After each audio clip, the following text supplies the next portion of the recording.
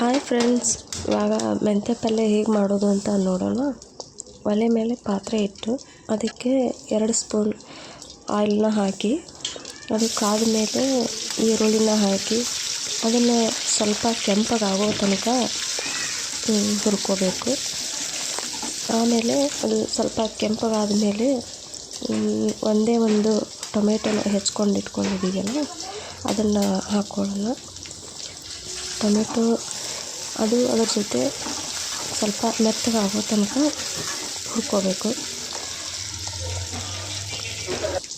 ಇವಾಗ ಇನ್ನೂ ಸ್ವಲ್ಪ ತಿರುಗ್ತಾ ಇರಬೇಕು. ಹಾಗೆ ಅದು ಎರಡು ಕೆಂಪಗಾಗಿ ಸ್ವಲ್ಪ ಕೆಂಪು ಬಣ್ಣಕ್ಕೆ ಬಂದ ಮೇಲೆ ಸ್ವಲ್ಪ ರುಚಿಗೆ ತಕ್ಕಷ್ಟು ಉಪ್ಪನ್ನು ಹಾಕ್ಕೋಬೇಕು.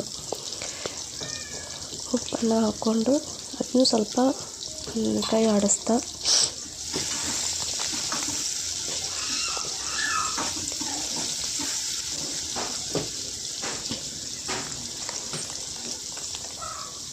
ಇವಾಗ ಅಚ್ಚ ಖಾರದ ಪುಡಿನ ಹಾಕ್ಕೋಬೇಕು.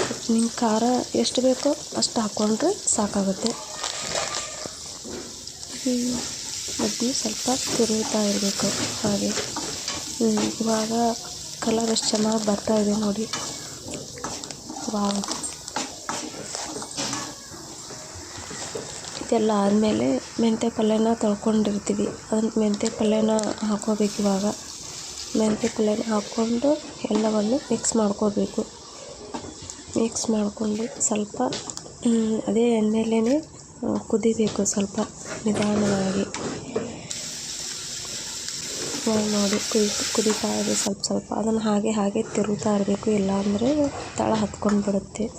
ಅದಕ್ಕೋಸ್ಕರ ಇವಾಗ ಮೆಂತ್ಯ ಪಲ್ಯ ಕುದ್ದು ಮೆತ್ತಗಾದ್ಮೇಲೆ ಮೇಲೆ ಒಂದು ಪ್ಲೇಟ್ ಮುಚ್ಚಿ ಗ್ಯಾಸ್ ಆಫ್ ಮಾಡಿದರೆ ಮೆಂತ್ಯ ಪಲ್ಯ ರೆಡಿ.